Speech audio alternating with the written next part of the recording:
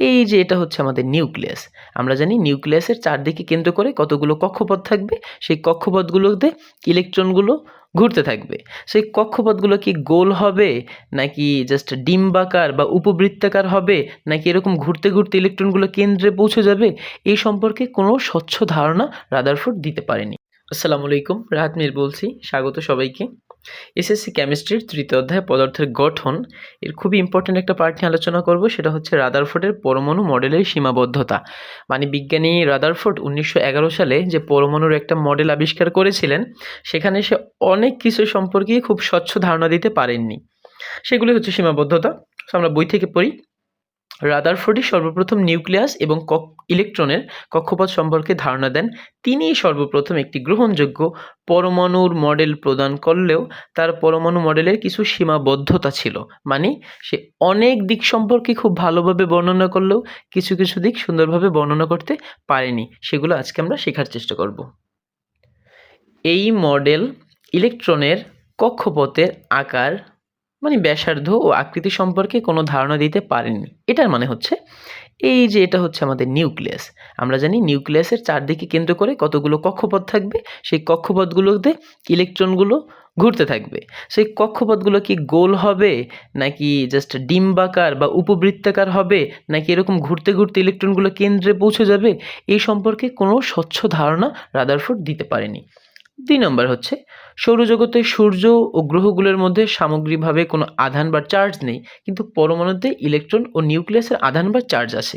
এ কথার মানে হচ্ছে আমরা জানি প্রোটন ধনাত্মক, এটা থাকে হচ্ছে কেন্দ্রে বা নিউক্লিয়াসে, এবং ইলেকট্রন ঋণাত্মক, সেটা হচ্ছে চারপাশে কেন্দ্রের মানে কেন্দ্রের চারদিকে কক্ষপথে ঘোরে।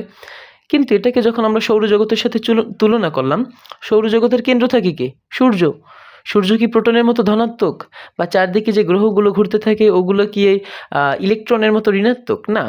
এই জন্য এই দুইটা দিকে একটু সাংঘর্ষিক, মানে মিল নাই যেটার। কাজেই চার্জহীন সূর্য এবং গ্রহগুলোর সাথে চার্জ যুক্ত নিউক্লিয়াস ও ইলেকট্রনের তুলনা করা হয়েছে।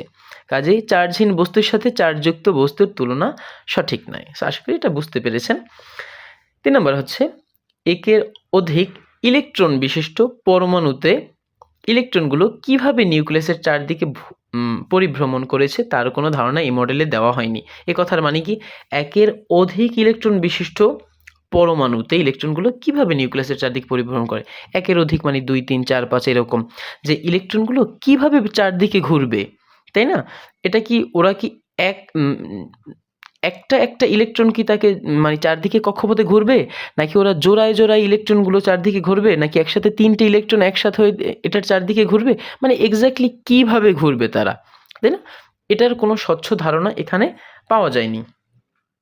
ম্যাক্সওয়েলের তত্ত্ব অনুসারে ইলেকট্রন নিউক্লিয়াসকে কেন্দ্র করে ঘূর্ণনের সময় ক্রমাগত শক্তি হারাতে থাকবে। এখানে কি বললো?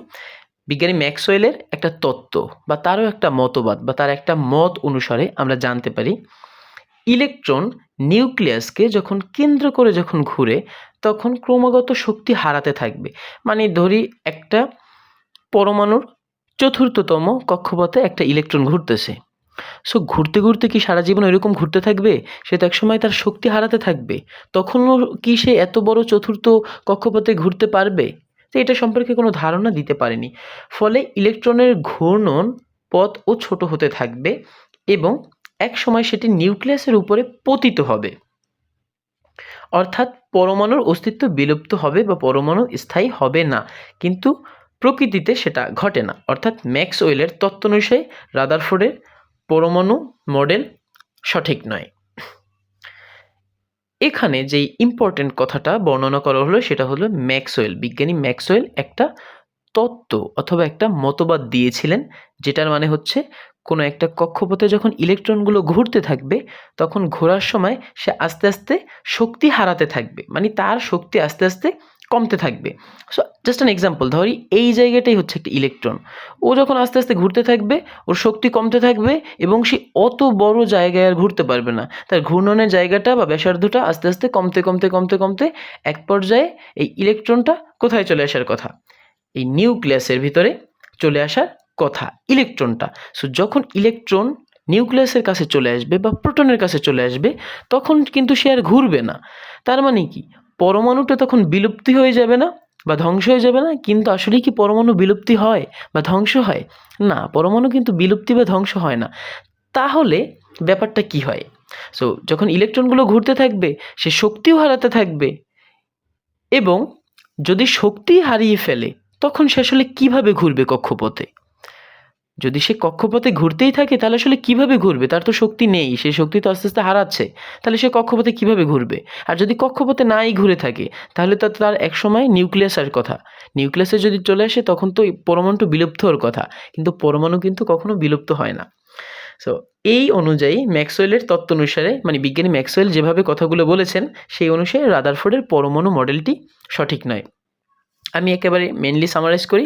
বিজ্ঞানী রাদারফোর্ড 1911 সালে পরমাণু সম্পর্কে যে মডেল আবিষ্কার করেছিলেন সেটা খুবই ইম্পর্টেন্ট, খুবই যৌক্তিক একটা মডেল, কিন্তু সে এখানে অনেকগুলো দিক সঠিকভাবে উল্লেখ করতে পারেনি বা প্রমাণ করতে পারেনি। এইগুলোই হচ্ছে রাদারফোর্ডের সীমাবদ্ধতা। সো আশা করি রাদারফোর্ডের সীমাবদ্ধতাগুলো খুব ভালোভাবে বুঝতে পারলেন। পরবর্তীতে আমরা বোরের মডেল, বোরের সীমাবদ্ধতা, সাফল্য নিয়ে আলোচনা করব। যদি ক্লাসটি ভালো লেগে থাকে সাবস্ক্রাইব করে পাশেই থাকুন। ধন্যবাদ সবাইকে।